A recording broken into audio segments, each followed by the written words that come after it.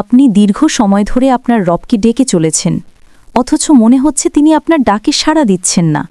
সেই একই দোয়া, একই চোখের পানি আর সেই একই ভাঙা হৃদয় নিয়ে আপনি আপনার রবের কাছে নিজের সবটুকু আবেগ উজাড় করে দিচ্ছেন, কিন্তু মনে হচ্ছে তিনি যেন আপনার মনের কথাগুলো শুনছেনই না। ঠিক এমনটাই কি অনুভব করছেন আপনি? আপনি সিজদায় লুটিয়ে পড়ছেন, অথচ কোনো পরিবর্তনই নজরে আসছে না। যা চেয়েছিলেন তা পাননি, যাকে চেয়েছিলেন তাকেও পাননি। এমনটা কি হয়েছে, বা এখনও কি এমনটাই হচ্ছে? হয়তো আপনি ধৈর্য হারিয়ে ফেলছেন আর রবকে বলছেন, হে আল্লাহ, আমি আর কী বা করতে পারি? তুমি কি আমার কথা শুনতে পাচ্ছ না? তুমি কি আমার হৃদয়ের আকুতি, আমার জীবনের লড়াই আর আমার দুঃখগুলো শুনতে পাচ্ছ না? আসসালামু আলাইকুম ওয়ারাহমাতুল্লাহ। আজ আমরা ঠিক এই অনুভূতিগুলো নিয়েই কথা বলবো, এমন সব পরিস্থিতির কথা যা হয়তো আপনি বহুবার মোকাবেলা করেছেন, যেখানে আপনার মনে হয়েছে যে হয়তো আপনার রব আপনার কথা শুনছেন না।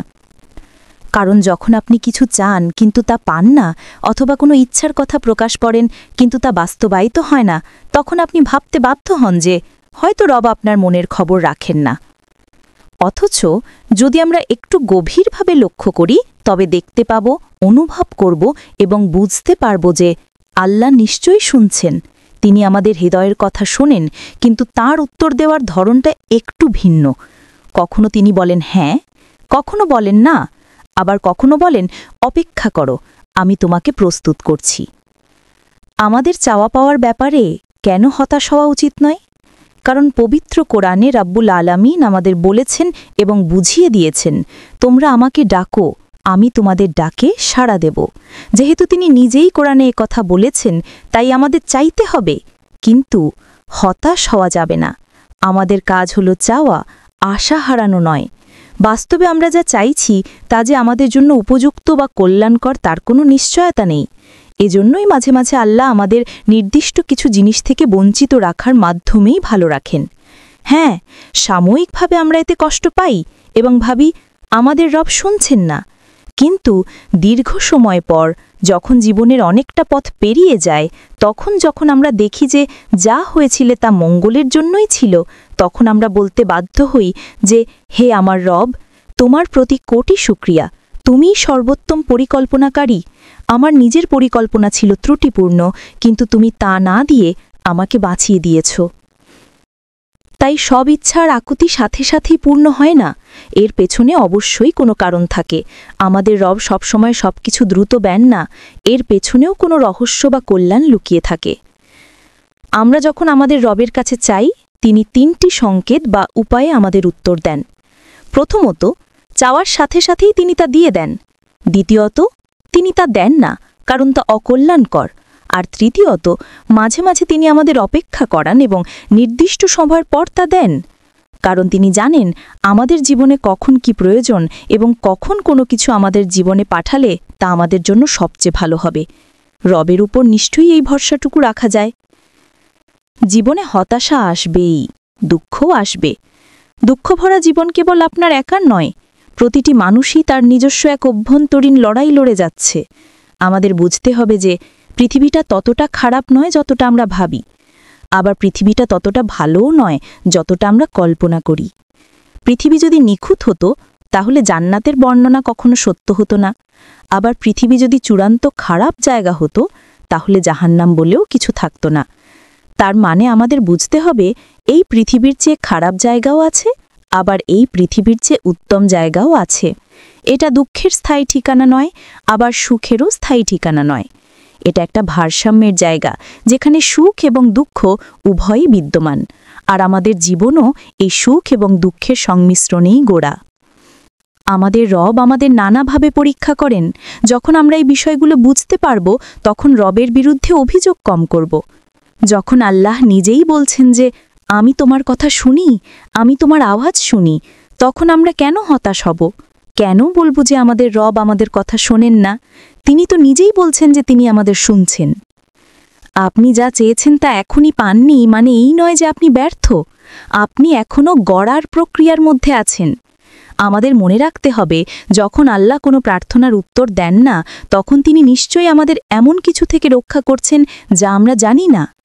হয়তো আপনি এমন কিছু চেয়েছিলেন যা পেলে আপনার ঈমান ধ্বংস হয়ে যেত। রাসূল সাল্লাল্লাহু আলাইহি ওয়াসাল্লাম বলেছেন যে আল্লাহ ৩টি উপায়ে দুয়ার উত্তর দেন। ১. তিনি সাথে সাথেই তা মঞ্জুর করেন। ২. এর বিনিময়ে তিনি আপনার থেকে কোনো বিপদ বা অকল্যাণ দূর করেন, অথবা তিনি এটি আপনার জন্য পরকালের আখিরাতের পাথেয় হিসেবে জমা রাখেন। হয়তো প্রতিবারই আপনি ভাবছেন, আমি কি ভুল কিছু করছি? আল্লাহ কি আমার কথা শুনছেন না? আমাকে বুঝতে পারছেন না? নাকি তিনি আমার আশা পূরণ করবেন না? এর বিনিময়ে তিনি আপনার থেকে কোনো বিপদ বা অকল্যাণ দূর করেন, অথবা তিনি এটি আপনার জন্য পরকালের আখিরাতের পাথেয় হিসেবে জমা রাখেন। হয়তো প্রতিবারই আপনি ভাবছেন, আমি কি ভুল কিছু করছি? আল্লাহ কি আমার কথা শুনছেন না? আমাকে বুঝতে পারছেন না? নাকি তিনি আমার আশা পূরণ করবেন না? বিষয়টা এমন নয় যে আপনি ভুল কিছু করছেন। প্রতিবার যখন আপনি আপনার রবকে চান, তার মানে হলো আপনি আপনার রবের দিকেই ফিরে আসছেন। আর যখন আমরা রবের দিকে ফিরে আসি, সেই কাজটা তার কাছে খুবই প্রিয়। আল্লাহ সূরা আল বাকারায় উল্লেখ করেছেন যে তিনি তওবাকারীদের ভালোবাসেন। আমরা যখন রবের কাছে গিয়ে বলি, হে আল্লাহ, আমি আবার এসেছি, আল্লাহ তখন বলেন না যে তুমি তো আগেই এসেছিলে, বরং তিনি বলেন, এই তো আমার বান্দা যে জানে কোথায় ফিরে আসতে হয়। হয়তো আপনি রবকে বলছেন, হে আল্লাহ, আমি তো সব সঁপে দিয়েছি, তাহলে আমার দুয়ার উত্তর কোথায়? ঠিক সেই মুহূর্তে আপনার রব আপনাকে জানাচ্ছেন যে আপনার এই ভাঙা হৃদয়টাই হলো আপনার প্রার্থনার উত্তর, কারণ আমি চেয়েছিলাম আপনাকে আরও কাছে টানতে, আপনার ইচ্ছা পূরণ করে নয়, বরং আপনার ইচ্ছার মধ্য দিয়ে আপনাকে নতুনভাবে গড়ে তোলার মাধ্যমে। সত্যি বলতে, আমরা যখন চাই, আল্লাহ আমাদের নিয়ত দেখেন। আমরা যখন ধৈর্য ধারণ করি, আল্লাহ আমাদের রুহের দিকে তাকান। আর আমরা যখন হাল ছেড়ে দেই না, তখন আল্লাহ আমাদের তকদির বদলে দেন। আমরা হয়তো বুঝতে পারি না, কিন্তু যখন আমরা দোয়া করি, তখন আমরা আমাদের অস্তিত্ব রবের হাতে সঁপে দিই। বলা যায় এক ধরনের সমর্পণ করি, যার মাধ্যমে আমরা বলি যে, হে আল্লাহ, আমি আর কিচ্ছু করতে পারছি না, তোমার ইচ্ছা ছাড়া আমি কিছুই করতে অক্ষম, তুমি ছাড়া আমার আর কেউ নেই। আর এই সমর্পণই হলো প্রার্থনার আসল সৌন্দর্য। আমরা হয়তো ভাবি আল্লাহ শুনছেন না, কিন্তু আমাদের রব কিভাবে আমাদের উত্তর দিচ্ছেন তা আমরা অনুভব করতে পারি না। মাঝে মাঝে রব আমাদের ভেতরে এমন একটা পরিবর্তন নিয়ে আসেন, যে পরিবর্তনের জন্য একসময় আমরা কাঁদতাম, আর এখন সেই কান্নাই আমাদের নতুন করে গড়ছে। হয়তো কিছুদিন পর আপনি বুঝতে পারবেন যে আপনার রব কথার মাধ্যমে দুয়ার জবাব দেননি, কিন্তু তিনি আপনার মাঝে এমন পরিবর্তন এনেছেন যা আপনাকে আপনার নতুন আমিতে পরিণত করতে সাহায্য করেছে। পবিত্র কোরআনে রাব্বুল আলামিন আমাদের আরও জানিয়েছেন, ভেবো না যে আল্লাহ তোমাদের প্রার্থনা সম্পর্কে বেখবর। ঠিক যেই মুহূর্তে আপনি বলেছেন, হে আল্লাহ, আমাকে এই কষ্ট থেকে মুক্তি দাও, ঠিক সেই মুহূর্ত থেকেই আপনার হৃদয় আপনার রবের দিকে ঝুঁকেছে, তার দিকে ফিরে এসেছে। আর সত্যি বলতে, মহান আল্লাহ জানেন আপনি কোন কষ্টে বেশি ধৈর্য ধারণ করেন আর কোন কষ্টে তার দিকে ছুটে যান। আল্লাহ মাঝে মাঝে আমাদের কোনো কিছু থেকে বঞ্চিত করে আমাদের শক্তিশালী করেন, ফলে কিছুক্ষণ পর আমরা বুঝতে পারি যে যা চেয়েছিলাম তা আমাদের জন্য উপযুক্ত ছিল না। আর যখন আমরা ভাবি আমি যা চাইছি তা পাচ্ছি না, তার মানে নিশ্চয়ই এটি আমার জন্য সঠিক নয়, তখন আমরা কোনো না কোনোভাবে আমাদের রবের উপর ভরসা বা তাওয়াক্কুল প্রদর্শন করছি। আর যখন আমরা রবের উপর ভরসা করি, তখন তিনি খুশি হন। কিন্তু দিন শেষে যখন আপনি ক্লান্ত হয়ে বলেন, আমি আর পারছি না, তখন আল্লাহ বলেন, তুমি পারবে, তুমি পারবে, কারণ তুমি একা নও। রসূল সাল্লাল্লাহু আলাইহি ওয়াসাল্লাম বলেছেন যে আল্লাহ তার বান্দার সাথে ততক্ষণ থাকেন যতক্ষণ বান্দা দোয়া বা সালাত আদায় করে। হয়তো আপনি রবকে অনেকবার চেয়েছেন, হে আল্লাহ, আমাকে ভালো কিছু দাও, কিন্তু আপনার রব আপনাকে কিছুটা অপেক্ষায় রাখার মাধ্যমে উত্তর দিলেন, একটু ধৈর্য ধরো, একটু অপেক্ষা করো, নিজেকে প্রস্তুত করো, তুমি এটা তখনই পাবে যখন তুমি এটা ধরে রাখতে পারবে।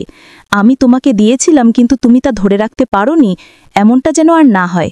তাই একটু সবল করো, নিজের ওপর কাজ করো, নিজেকে গড়ে তোলো।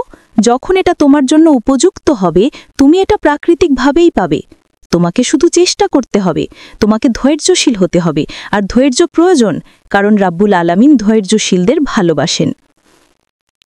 নিঃসন্দেহে আমাদের প্রার্থনার উত্তর আসে, আমাদের হতাশ হওয়া যাবে না, আমাদের ধৈর্য ধরতে হবে।